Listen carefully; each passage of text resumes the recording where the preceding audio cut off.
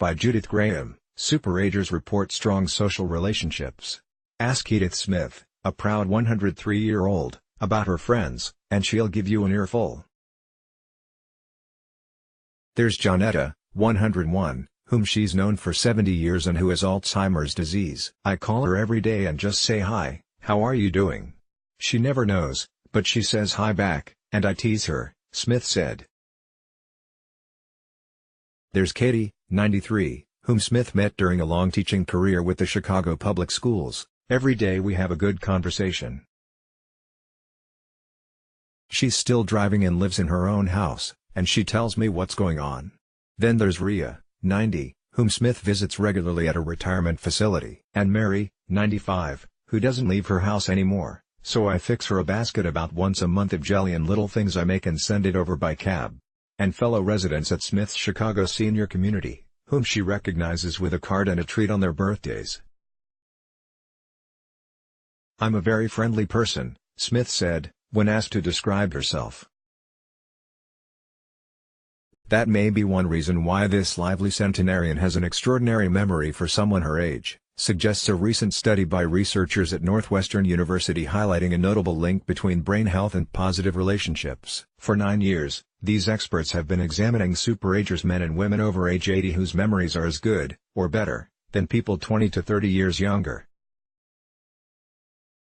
Every couple of years, the group fills out surveys about their lives and gets a battery of neuropsychological tests, brain scans and a neurological examination, among other evaluations. When we started this project, we weren't really sure we could find these individuals, said Emily Rogalski, an associate professor at the Cognitive Neurology and Alzheimer's Disease Center at Northwestern's Feinberg School of Medicine.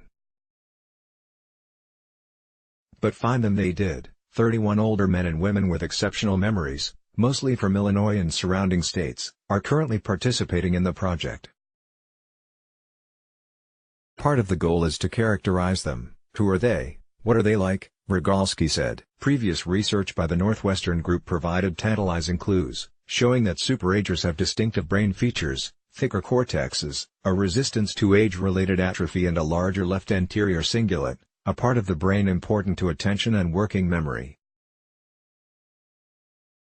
But brain structure alone doesn't account for superagers' unusual mental acuity, Rogalski suggested. It's likely there are a number of critical factors that are implicated, she said. For their new study, the researchers asked 31 superagers and 19 cognitively normal older adults to fill out a 42-item questionnaire about their psychological well-being. The superagers stood out in one area: the degree to which they reported having satisfying, warm, trusting relationships. In other areas, such as having a purpose in life or retaining autonomy, they were much like their normal peers. Social relationships are really important to this group and might play a significant role in preserving their cognition, Rogalski said. That finding is consistent with other research linking positive relationships to a reduced risk of cognitive decline, mild cognitive impairment and dementia. Still, researchers haven't examined how superagers sustain these relationships and whether their experiences might include lessons for others. Smith, one of the superagers, has plenty of thoughts about that. At her retirement community, she's one of 9 people who welcome new residents and try to help make them feel at home. I have a smile for everybody, she said. I try to learn someone's name as soon as they come in, and if I see them it's good morning, how do you do? Many old people, all they do is tell you the same story over and over, she said. And sometimes, all they do is complain and not show any interest in what you have to say. That's terrible. You have to listen to what people have to say. Brian Fennick, administrator of the Bethany retirement community where Smith lives, calls Smith a leader in the community and explains that she's very involved. She keeps us in line. She notices what's going on and isn't afraid to speak out. 15 years ago, Smith became a caregiver for her husband, who passed away in 2013. All the time he was ill, I was still doing things for me, she recalls. You cannot drop everything and expect to be able to pick it up. You can't drop your friends and expect them to be there when you're ready. What she does every day, she said, is show people I care. William Bill Gurnick, 86, another superager in the study, realized the value of becoming more demonstrative after he retired from a sales and marketing position in 1999. Men aren't usually inclined to talk about their feelings, and I was a keep things inside kind of person, he explained. But opening up to other people is one of the things that I learned to do. With a small group of other men who'd left the work world behind, Gurnick helped found a men's group, Men Enjoying Leisure, which now has nearly 150 members and has spawned 4 similar groups in the Chicago suburbs. Every month, the group meets for 2 hours, including 1 hour they spend discussing personal issues, divorce, illness, children who can't find jobs, and more. We learn people aren't alone in the problems they're dealing with, Gurnick said, adding that a dozen or so of the men have become good friends.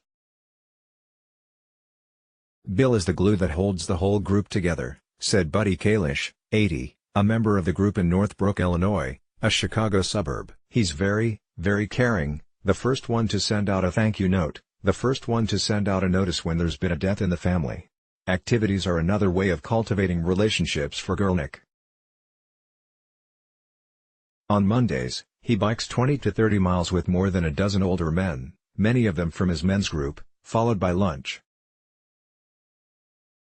On Tuesdays, he's part of a walking group, followed by coffee. On Wednesdays, he goes to the Wenger Jewish Community Center in Northbrook for 2 hours of water volleyball.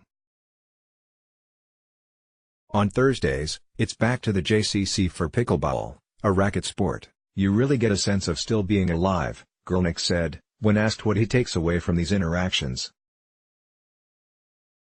You get a sense of not being alone. Without her best friend, Grace, whom she's known since high school, and friends who live in her condominium complex, Evelyn Finnegan, 88, might have become isolated. Another superager, Finnegan is hard of hearing and has macular degeneration in both eyes, but otherwise is astonishingly healthy. It's very important to keep up with your friends, to pick up the phone and call, said Finnegan, who talks to Grace almost daily and chats with 4 other friends from high school on a regular basis. Today, the staples of Finnegan's life are her church, a monthly book club, volunteering at a resale shop in Oak Park, Illinois, socializing with a few people in her building, attending a club of Welsh women, and seeing her daughter, her son-in-law and grandchildren, who live in Oregon, whenever she can. It's so nice to spend time with Evelyn, said her upstairs neighbor, June Witzel, 91, who often drives Finnegan to doctor's appointments. She's very kind and very generous. And she tells you what she believes so you really feel like you know her, instead of wondering what's on her mind. KHN's coverage related to aging and improving care of older adults is supported in part by the John A. Hartford Foundation. Let's block ads. Why?